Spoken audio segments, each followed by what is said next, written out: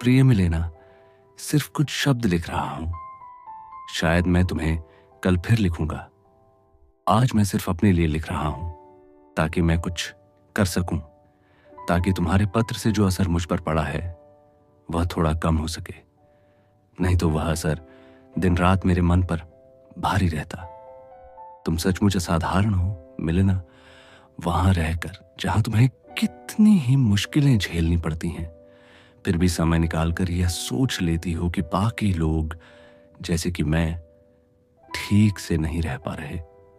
और यह भी कि एक रात में पिछली रात से कुछ बुरी नींद सोता हूं। इस मामले में यहाँ की मेरी 3 सहेलियां, 3 छोटी बहनें, सबसे बड़ी सिर्फ 5 साल की, ज्यादा स्वस्थ सोच रखती हैं। वे हर मौके पर मुझे पानी में फेंक देना चाहती हैं, चाहे नदी के पास हो या ना हो। और ये इसलिए नहीं कि मैंने उनसे कुछ बुरा किया हो, बिल्कुल नहीं। बड़े लोग जब बच्चों को इस तरह धमकाते हैं तो वह सब खेल में होता है, प्यार में होता है। इसका मतलब होता है चलो सबसे असंभव बातें भी मजाक के लिए कह डालें। लेकिन बच्चे सब कुछ सच मानते हैं और असंभव को नहीं पहचानते। वे 10 बार किसी चीज को गिराने में नाकाम हो, फिर भी 11वीं बार उन्हें पूरा यकीन होता है कि अब वे सफल होंगे। उन्हें यह भी महसूस नहीं होता कि पहले वे असफल हो चुके हैं। बच्चे रहस्यमय लगने लगते हैं जब उनके शब्द और इरादे किसी बड़े की समझदारी से भर जाते हैं। जब कोई छोटी सी 4 साल की लड़की, अभी भी थोड़ी गोल मटोल मगर ताकतवर भालू जैसी, जो बस गले लगाने और चूमने के लिए बनी हो, अचानक हमला कर दे और उसकी दोनों बहनें दाएं बाएं से उसके साथ आ मिले और पीछे जाने का रास्ता रेलिंग से बंद हो जाए।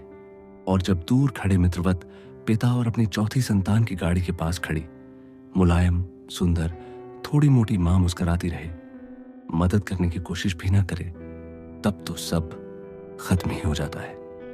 फिर यह बताना भी लगभग असंभव है कि कोई कैसे वहां से बचकर निकल पाया। बिना किसी कारण इन समझदार बच्चों ने मुझे गिराने की ठान रखी थी, शायद इसलिए कि वे मुझे फालतू समझते थे। हालांकि वे मेरे बारे में तुम्हारे पत्रों और मेरे उत्तरों से भी कम जानते थे। मेरे पिछले पत्र की भावना से तुम डरना मत। वह मेरे अनिद्रा के दिनों में लिखा गया था। यह पहली बार नहीं था। मैंने वह कहानी लिखी थी जो मैंने अक्सर तुम्हारे बारे में सोचते हुए अपने मन में रची थी, लेकिन लिखते ही मुझे समझ नहीं आया कि मैंने वह क्यों लिखी। सिर के दोनों ओर तनाव फैला हुआ था। वैसे भी जो कुछ कहना चाहता था जब मैं बाहर बालकनी में बैठा था, तब तक मेरे मन में साफ नहीं हुआ था। तो मैं बस अपने मूल भाव की ओर इशारा कर सका। अभी भी और कुछ नहीं कर पा रहा हूं। तुम्हारे पास मेरी सारी प्रकाशित रचनाएं हैं, सिवाय आखिरी किताब कंट्री डॉक्टर के, जो छोटी कहानियों का संग्रह है। वुल्फ तुम्हें वह भेज देगा। मैंने उसे 1 हफ्ता पहले लिखा था। इस समय कुछ भी छप नहीं रहा है और मुझे यह भी नहीं पता कि आगे क्या छपेगा। तुम इन किताबों और अनुवादों के साथ जो चाहो कर सकती हो।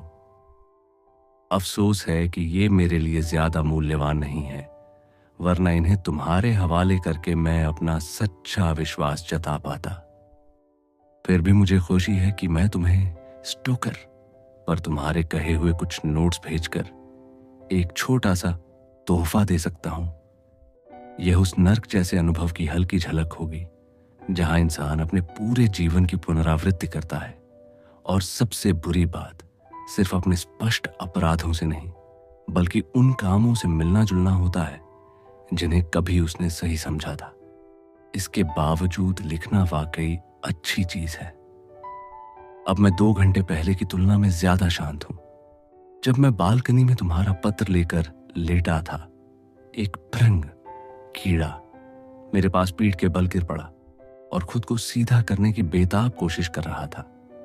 मैं आसानी से मदद कर सकता था, सिर्फ एक कदम और हल्की सी ठोकर की जरूरत थी। लेकिन मैं तुम्हारे पत्र में इतना खो गया कि उठा ही नहीं। फिर एक छिपकली ने मुझे जीवन का एहसास कराया। वह उसी कीड़े के ऊपर से गुजरी जो अब बिल्कुल स्थिर था।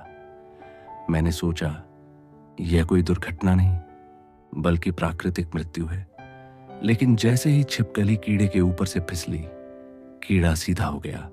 कुछ पल वह ऐसे पड़ा रहा मानो मर गया हो, फिर अचानक दीवार पर तेजी से चढ़ गया जैसे कुछ हुआ ही ना हो। शायद इस दृश्य ने मुझे भी थोड़ा साहस दिया। मैं उठा, दूध पिया और तुम्हें यह पत्र लिखने बैठ गया। Franz Kafka.